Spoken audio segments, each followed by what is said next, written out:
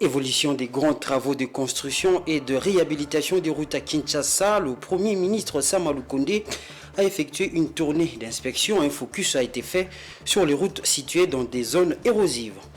Face au refuge du M23 et le Rwanda d'obtempérer aux différentes résolutions des processus de paix de Luanda et de Nairobi, le gouvernement congolais se dit prêt à toute éventualité. Dans un communiqué, Kinshasa indique qu'il ne fera pas de compromis sur l'intégralité territoriale de la RDC. Et puis à l'international, la production d'orange en Égypte va connaître une croissance de 20% à la campagne 2022-2023 par rapport à la saison précédente. Ces informations sont du département américain de l'agriculture.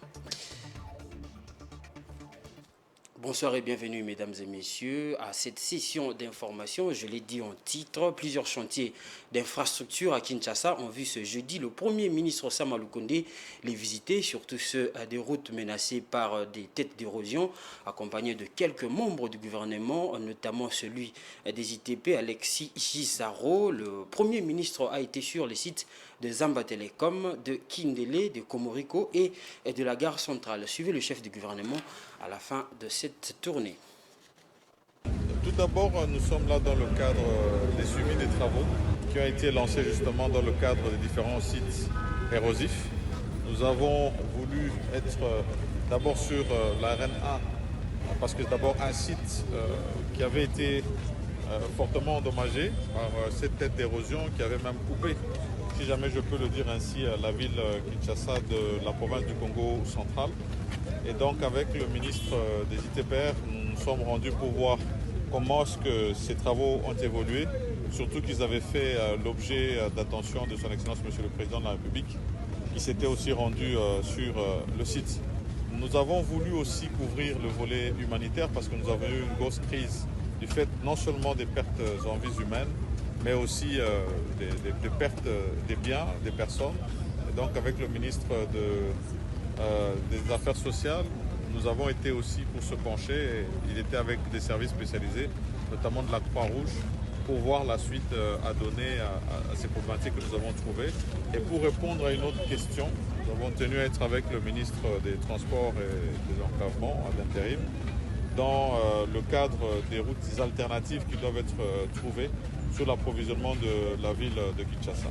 Mais c'était aussi une occasion de visiter d'autres sites érosifs, notamment de Kindele, si je ne peux citer que celui-là, parce que nous voulons ici prévenir. C'est vrai que Kinshasa reste une ville à haut risque du point de vue... Sur place, justement après cette visite du Premier ministre, les populations riveraines ont exprimé leur satisfaction devant la presse. Suivez. Pour le chef de l'État, Papa Nabiso, Félix Antoine Tshisekedi, na musala malamu oya sele biso na route qui monte mission. Route le 25 décembre 2016. Tozala ki tobandaki kokufa, mais tomoni musala kitoko oyo Papa Nabiso ayebi na kosala biso na OVD. Mais souci na biso ezali papa, tomoni musala kitoko, mais oyo eza bena bosenga na biso, bakitisa biso terrassé et kitati na se. Papa obimisi mbongo na ebele, papa azali ne mapango batu. Papa na ngai papa na biso président, papa na biso Félix, obimisi mbongo na ebele po na route ki mwenza. Oyoki kolana na biso, mais souci na biso nzela na biso esko matina suka le. Oui, misala tomoni. Misala esalami penza kitoko. Mais seulement terrasse et comme na CT et souki na katikati yangwana merci beaucoup na ndenge bo déplacer pesa la bino ezala ye mokonzi to sepeli makasi to moni que vraiment libi ke ye donc ala la pongite kozonga to mona vraiment suite na ye sepeli mingi na misala o esalami banda na ndenge to moni terrasse na mupanzi nga na telemi na mupanzi mususu mais le problème o ezali à part misala o esalami to za na problème très sérieux po bandaku ya bato ebukani na ndenge ma sécurité ba famille ebele par o basali eza bien mais ba continuer misala ekoma tina suka po e permettre ne fiske ndambo ya bato batika na mwa bandaku na bango bazala lisusu endommagé te ndenge o bobo déjà eza endommagé. Voilà, on va changer de chapitre titre à présent, la RDC ne fera aucun compromis sur la question de l'intégrité de son territoire. Le pays promet de ne pas faiblir à ce sujet. C'est ce qu'a déclaré le vice-premier ministre des Affaires étrangères, Christophe Lutundula, dans un communiqué sur la guerre du M23 et l'agression rwandaise. Pour le gouvernement congolais, le M23 et le Rwanda ont saboté les résolutions de paix issues du processus de Luanda. Patrick Ilunga pour les détails. C'est un constat d'échec fait par le gouvernement congolais dans la recherche de la paix entre le Congo, le M23 et le Rwanda selon les termes des résolutions du mini-sommet de Luanda. Selon un communiqué du ministère des Affaires étrangères signé par le vice-premier ministre Christophe Lutundula, le M23 et les autorités rwandaises n'ont pas respecté leur engagement consigné dans la feuille de route du processus de Luanda. Il s'agissait pour les rebelles de se retirer des zones occupées et pour le Rwanda de cesser tout soutien aux rebelles du M23. Alors que les chefs d'état-major de la région avaient enjoint aux rebelles d'achever le processus de retrait au plus tard le 15 janvier de cette année, le M23 a tourné en dérision le chef d'état signataire du communiqué final de Luanda et a organisé des simulacres de retrait, notamment à Kibumba et dans le camp militaire de Rumangabo, souligne le communiqué du ministère congolais des Affaires étrangères. À travers ce communiqué, le gouvernement congolais dit prendre acte du refus des rebelles et du Rwanda d'exécuter le prescrit du plan de paix. Par ailleurs, le gouvernement congolais promet d'assumer toutes ses responsabilités pour sauvegarder l'intégrité territoriale du pays. L'exécutif national n'entend pas faiblir et ne fera pas de compromis à ces sujets. Dans la même veine, face au sentiment anti-force régionale de la communauté d'Afrique de l'Est qui se constate dans le chef de certains Congolais, le gouvernement appelle au calme. La question a fait l'objet de la réunion de sécurité tenue ce mercredi dans la soirée.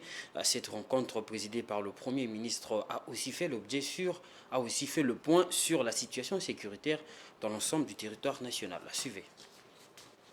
Sécuritaire à travers tout le territoire national, spécialement dans les zones à conflit, a été passé en revue ce mercredi dans cette réunion hebdomadaire de sécurité qu'a présidé le Premier ministre Sama Lukonde, le premier de l'an 2023. De la partie est du pays, avec l'activisme du M23 soutenu par le Rwanda et les conflits interethniques entre Ema et Lendu à l'Ituri, à la partie ouest avec l'insécurité à Kwamut, Bagata et Kenge. Ces questions ont été analysées dans cette rencontre qui a vu la participation de quelques membres du gouvernement et certains responsables des services de défense et de sécurité. Concernant les manifestations anti-régionales de ce mercredi, la réunion de sécurité a appelé au calme. Par rapport à ce qui s'est tenu à Goma, donc des manifestations qui ont été annoncées contre la force régionale, c'est un appel au calme que nous lançons à nos populations. Nous comprenons évidemment les frustrations, les colères accumulées depuis l'activisme du M23, mais le gouvernement est engagé sur différents fronts pour régler et qu'il faudrait éviter de faire le jeu de l'ennemi parce que dans ces types de manifestations, parfois, il peut y avoir des infiltrations qui peuvent conduire à des situations qui peuvent conduire à des drames. Et donc, c'est un appel au calme que nous réitérons, mais c'est aussi un appel au soutien à nos forces qui sont engagées dans la défense du territoire. La problématique de l'attentat du dimanche à Kasindi n'a pas manqué à figurer dans les discussions. Le gouvernement dit appuyer l'armée qui dirige la province en sensibilisant la population sur le comportement à adopter face aux menaces terroristes. Spécialement pour ce qui concerne l'attentat de Kasindi, l'armée nous a informé des mesures de sécurité qui ont été prises, notamment pour assurer les fouilles, les contrôles, pour prévenir ces types d'attentats. Nous espérons continuer la sensibilisation à ce niveau-là pour que les populations adoptent des comportements qui permettent de dénoncer ces activistes chaque fois qu'il y a des mouvements suspects. Il faut rappeler que la tenue de cette réunion de manière hebdomadaire est une recommandation du chef de l'État qui tient à ce que le gouvernement suive la situation sécuritaire du pays de près et cela de manière régulière. À Kinshasa, selon une enquête menée par le magazine économique américain Forbes, publiant ainsi la liste de 25 villes les plus sales du monde, l'Afrique en compte 15 et sur cette liste, la ville de Kinshasa est exemptée. Pour se rendre compte de l'impact de ce rapport sur le terrain, nous vous proposons ce document avec le commentaire de Enoch Issei. C'est une information passée quasiment inaperçue dans l'opinion congolaise. Le célèbre magazine américain Forbes a rendu public il y a peu sa très attendue liste de 25 villes les plus sales du monde. Dans ce classement des 25 villes, l'Afrique compte 15 villes les plus insalubres. Sur cette liste, la ville de Kinshasa n'y figure. Nous avons sorti Kinshasa de la liste des 25 villes les plus sales au monde, a déclaré le premier citoyen de la ville, Jean-Tini Ngobi-Lombaka, qui laisse comprendre que ceci est le fruit d'un travail qu'il a réalisé depuis son avènement à la tête de la capitale RD congolaise. Il y a plus d'une décennie, les grands acteurs de la ville étaient dans le noir. Dans son programme quinquennal, le boulevard Lumumba, le boulevard du 30 juin, la route Bypass, Huileri, 24 novembre, Ngoma, Kassavubu, pour ne citer que celles-là, ont été éclairées avec des lampadaires. Quant à la construction de routes secondaires pour désengorger la ville-province de Kinshasa, il y a les avenues Ilengesa, Kikwit, Mombele, route de la paix et tant d'autres qui jadis, dans un état piteux, sont dorénavant praticables pour certains et pour d'autres. Les travaux de réhabilitation et de construction sont en cours. Nasepeli koloba peuple congolais na sansike Kinshasa vraiment nazo sepela pas surtout nazo tambola na boulevard Limete Kitambo Tchangu surtout Tchangu vraiment c'est bon vraiment nazo sepela vraiment Jean-Tini Ngobila Moussale Sama bien. Quant aux immondices, notons que chaque Congolais produit au moins 0,7 kg de déchets le jour selon les statistiques. Avec la moyenne de 17 millions d'habitants que regorge la ville-province de Kinshasa, plus de 11 000 tonnes seraient produites chaque jour dans la ville. Pour ce faire, l'hôtel des villes a mis en place l'unité spéciale pour la protection de l'environnement afin d'y remédier malgré les faibles moyens. Quelques décisions ont été également prises, notamment l'interdiction des productions de sachets en eau pure, bouteilles plastiques, la mise en place d'une entreprise de recyclage des déchets plastiques appelée Kintoko. Nous pouvons constater également des espaces verts le long du boulevard Lumumba, de l'Échangère à la Première rue. Malgré le faible moyen, la ville a aussi engagé des centaines de balayeurs nocturnes. Plus des marchés pirates le long des grands acteurs, et cela grâce à l'opération Coup de poing lancée récemment. La volonté y est, bien que beaucoup reste à faire pour redorer l'image de la capitale congolaise. Voilà, il est vrai que Kinshasa n'est plus sur la liste de 25 villes les plus sales du monde, mais beaucoup reste du moins à faire. Voici ce que pensent les Kinois dans ce reportage réalisé par Damani Mujinga. La gestion des déchets à Kinshasa est un problème majeur qui continue à se pérenniser dans plusieurs coins à travers la ville. On peut sillonner dans les rues sans pour autant croiser sur son chemin un tas de détritus abandonnés dans un lieu inapproprié. Les caniveaux, un refuge pour les bouteilles plastiques, les rivières, les avenues et même les marchés publics sont devenus des décharges où les Kinois ont pris pour habitude de jeter leurs immondices sans aucune vergogne. Moi j'approuve ce que les gens ont dit que Kinshasa est parmi les 25 villes les plus sales du monde, oui. Parce qu'aujourd'hui on s'est rendu compte que le Congolais est propre, le Congolais s'habille, Moutoukanda quoi bien, mais le Congolais a sa saleté. Par rapport à la précédente sortie médiatique du gouverneur, disant que Kinshasa serait sorti de la liste de villes les plus sales du monde, moi je crois que c'est... Enfin, lui-même il est conscient que ce n'est pas vrai. Parce que si on doit regarder la ville, l'évolution de la ville, il y a des années, la ville est de plus en plus sale. Dire peut-être la commune de la Gombe est parmi les communes les plus propres, on peut accepter, mais pas Kinshasa. La majeure partie de ces déchets abandonnés sont constitués des matières plastiques car leur production s'est accrue, alors que ces derniers représentent un danger pour la préservation de l'environnement. À côté de l'insalubrité de la ville, un autre problème vient s'additionner. C'est celui de l'impraticabilité des routes. De nombreuses routes, les plus souvent empruntées par les Kinois, se trouvent toujours en état de délabrement très avancé, comme c'en est le cas avec les avenues Bakongo, Kasai, Bokassa et Rwakading dans la commune de la Gombe. Malgré les nombreux efforts de l'hôtel de ville, Kinshasa peine encore à devenir plus rayonnante que ce qu'elle a toujours été. Une question continue à tarauder l'esprit des Kinois. Quand est-ce que la ville de Kinshasa pourra enfin revêtir sa plus belle robe? Vous suivez Géopolis, c'est le moment de la grande édition du journal. Maintenant, on va parler de l'actualité au-delà de nos frontières.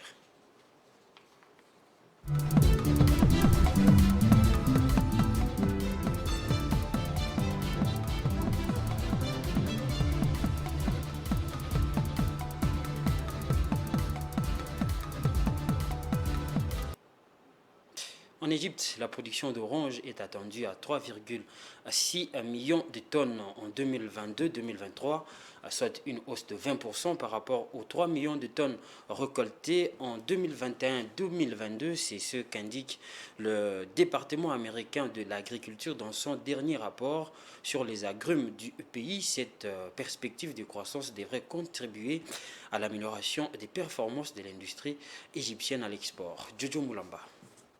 Les départements américains de l'agriculture tablent ainsi sur une augmentation de 30% des expéditions qui totaliseront 1,7 million de tonnes contre seulement 1,3 million de tonnes précédemment. Ces différentes prévisions optimistes pour le pays de Pharaon contrastent avec la situation en demi-teinte du Maroc, second exportateur d'agrumes d'Afrique du Nord. En effet, depuis le début de l'année 2022, le royaume chérifien est en effet confronté à une grave sécheresse et à un déficit hydrique qui ont fortement affecté la productivité de verges, notamment dans la région de Berkane, l'une des principales zones de culture du pays. Selon les estimations du département américain de l'agriculture, la production marocaine d'agrumes devrait se contracter de 35% en 2022-2023 pour atteindre 1,7 million de tonnes. Dans le détail, les stocks de petits agrumes, mandarines et citrons tournera autour de 935 000 tonnes alors que celui des oranges est attendu à 750 000 tonnes. Globalement, cette baisse anticipée de la production devrait amputer de près de moitié les expéditions de l'industrie marocaine durant la dite campagne. L'organisme américain table ainsi sur des envois totaux de 410 000 tonnes d'agrumes contre un stock de plus de 750 000 tonnes expédiées un an plus tôt. Il faut rappeler que l'Égypte est le premier exportateur mondial d'oranges, un fruit qui compte environ 80% de la superficie totale des agrumes. De son côté, l'industrie agrumicole marocaine emploie 150 000 personnes et pèse pour 50% de devises d'exportation du secteur agricole. Et puis, selon le budget 2023 du Cameroun, les exportations d'or et de diamants sont désormais soumises à un droit de sortie représentant 5% de la valeur FOB du minerai expédié. Ce texte promulgué le 27 décembre dernier réduit ainsi de 50% cette taxe qui était jusqu'ici de 10% depuis que ce droit de sortie a été porté à 10%. Les déclarations spontanées d'exportation ont pratiquement disparu alors que ces minerais continuent à être exportés. Jojo Moulamba, une fois de plus, pour les détails. Au lieu de procurer davantage de recettes douanières au trésor public, le relèvement de la taxe à l'exportation du diamant et de l'or, il y a quelques années, a plutôt eu l'effet inverse au Cameroun. Concrètement, cette mesure a induit une déperdition de recettes dans la mesure où, pour fuir cette augmentation de taxes, les exploitants miniers ou autres acheteurs ont davantage développé des circuits d'exportation informels qui échappent à la douane. De ces points de vue, la baisse de 50% du droit de sortie consacré par la loi de finances 2023 vise à encourager le retour aux exportations formelles. L'or et les diamants produits au Cameroun sont très prisés par le trafiquant qui écume les champs miniers de la région de l'Est, les terreaux de l'exploitation minière dans le pays. Selon les statistiques gouvernementales, malgré la mise en place d'un dispositif de canalisation de l'or produit sur le territoire national, notamment à travers le CAPAM et plus récemment la Sonamine, seulement environ 10% de la production nationale est écoulée dans les circuits formels. Le reste est sous l'emprise de trafiquants, parfois complices des entreprises productrices.